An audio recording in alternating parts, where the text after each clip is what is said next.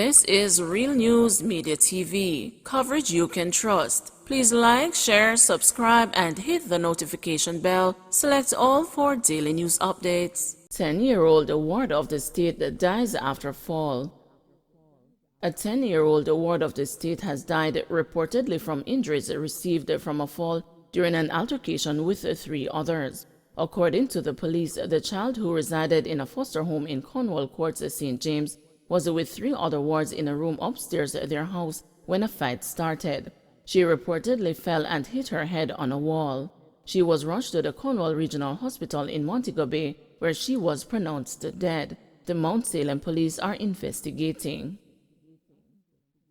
NCB says electronic services restored after hours-long disruption. The National Commercial Bank says its electronic systems have been restored after a disruption Thursday afternoon.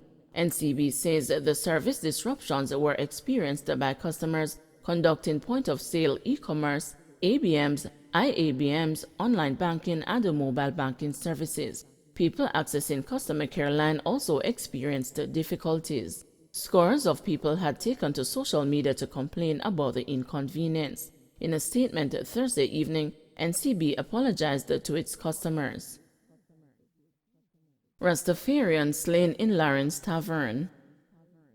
Shock and grief-struck residents of Tavern Gully, a remote community located in Lawrence Tavern, St. Andrew, shortly before noon yesterday after a round of unusual explosions rang out in the hills. Screams and wails followed shortly after, confirming the fears of many residents that something unusual had taken place. On checking their surroundings, the residents stumbled upon Omar Gray, a Rastafarian said to be in his 50s, lying in blood not far from his home. His abandoned red sandals, strewn meters away from where he fell, were telltale signs of his failed attempt to outrun his attacker. When the news arrived at the scene, residents were still stumped by what had occurred. "Them thing ain't happen round here, so. Me can't believe it. Away there me see him and him a tell me something about Europe," a woman said aloud. Police sources told the news that Gray lived in another section of Lawrence Tavern called King Weston. However, his home had been firebombed, forcing him to relocate to Tavern Gully. Lately him come round here, so not even 2 months. Him and him woman live round there. Him and the man dem a King Weston in a things, a resident said, adding that Gray's original home was torched late last year. Reports are that about 11:45 a.m., residents heard explosions and summoned the police. A woman sergeant at the location had to play a double role as she secured the crime scene, while consoling Gray's crying partner, who was visibly shaken. When the news visited King Weston, residents there had already heard of Gray's demise, but were tight-lipped when asked about the alleged arson. Gray's death is the second murder in the Lawrence Tavern community in less than a week. Last Saturday, a man died after being stabbed during a dispute. The police said investigations in both incidents are ongoing. Since the start of the year, the St. Andrew North Police Division has recorded 7 murders, 3 more than the 4 recorded as of February 15 last year. The number of injured persons and the shootings has increased over the comparative period from 1 to 8 and 6 to 7 respectively. Accused the gangster used his name when threatening and extorting people. Residents and business owners in St. Catherine, Jamaica, who are unfortunate enough to fall under the thumb of the notorious Klansman gang, know only too well what a call from Lucifer means. This is the evidence of witness number 1, a former member of the criminal organization turned state witness, who has been regaling the court with countless stories of the escapades of his former allies. In the latest round, the witness, who was on Thursday recalled to the stand, provided the court with the finer details relating to the recordings of conversations between himself and the gangsters, which he clandestinely taped and handed over to police investigators. The witness, in being led through the first 77 minutes of the recording of April 4, 2019 phone call between himself and the sole female accused Stephanie Christie, alias Moma, and the mysterious co-conspirator so far only identified as Citypus, said Citypus has adopted the moniker Lucifer when carrying out his extortion activities. The information emerged while the witness was providing details about a discussion during the call about a property that Christie had occupied but was being claimed by relatives to her chagrin. "So right there and then now, me go want you have to page one of them," Christie said. City Puss, whom the witness has described as evil, responded, "Can't use them style upon we. You mad? Get me a number, make me chat to them." "Yeah man, from me call them and tell them a Lucifer man. Me no have no wing ya no man. Lucifer man, back up off a man thing." When Christie added, "The man them make me uncomfortable," City Puss for good measure said, "Yo, me say just get the number." He further told Christie, who said she was going to move out and leave one bed in the dwelling, that she should do what she wanted, but warned her against handing over the keys. According to the witness, a call from City Puss in that instance meant that he was going to threaten them to let them know they could not have the building. Asked to explain what a paging meant, the witness said, "Basically, when you page a person, depending on the situation, sometimes you can go to them and threaten them, and it can also mean you hurt the person." The witness explaining this machination said basically he normally sends someone with a phone to the person if he doesn't have a number for the person, so he would send someone with the phone to them, like when he wanted to extort someone and then call that phone and speak to the individual, he would say he is Lucifer, the witness claimed.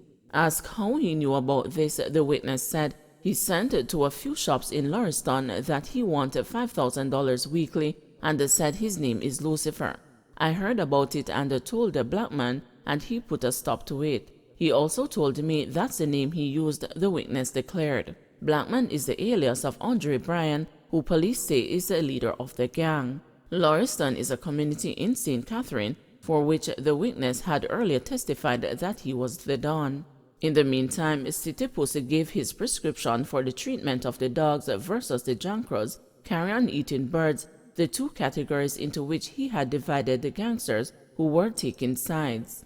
"All of you see a take side, it inna them blood, them a corruption. You can't deal with the two of them the same way. When you can stone the dog, you have to shoot the jankro.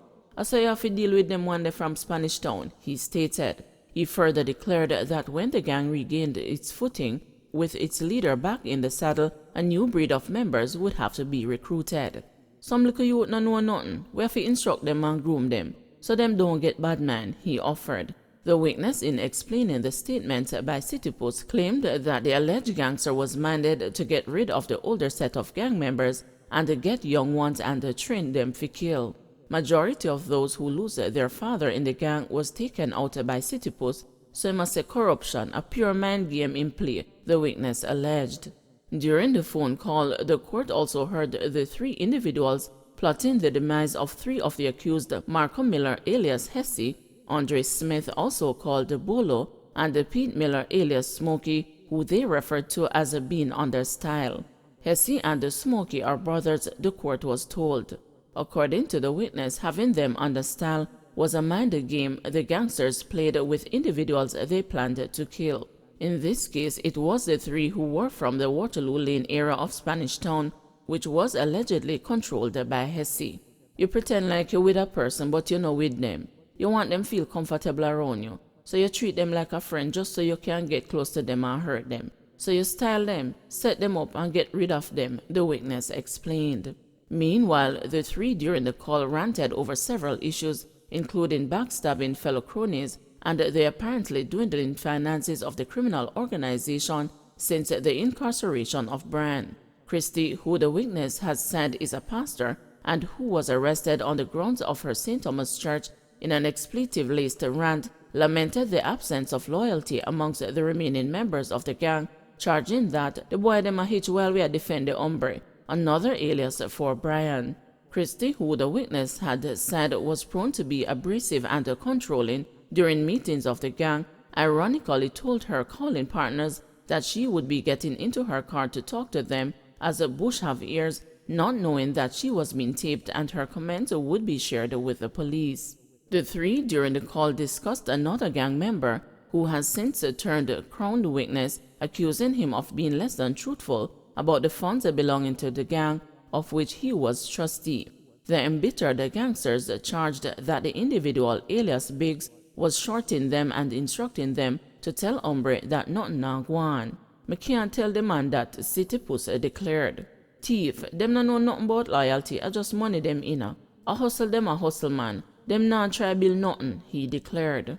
He further expressed disgust over the fact that members of the gang had died and could not be given a proper burial, while others who were behind the bars and offered bail could not get their freedom because of the gang's pitiful coffers. Me have to go down in some strong prayer and fasting. Christie volunteered in noting the plight of two individuals. In the meantime, the Crown on Thursday took pains to highlight the names called by the three gangsters during the discussion. The three, during their conversation at one point or another, acknowledged that they fell next in line to Brian in the hierarchy of the gang and called the names including several of the accused who are now on trial. The move is meant to strengthen the Crown's case under count 2 of the indictment, which charges all 33 accused with being members of a criminal organization, and count 1, which charges Brian with the leadership of a criminal organization. The trial, which is being presided over by Chief Justice Brian Sykes in the Home Circuit Division of the Supreme Court in downtown Kingston, resumes at 10 this morning. Don't forget to like, share, subscribe, and hit the notification bell. Select all for daily news updates.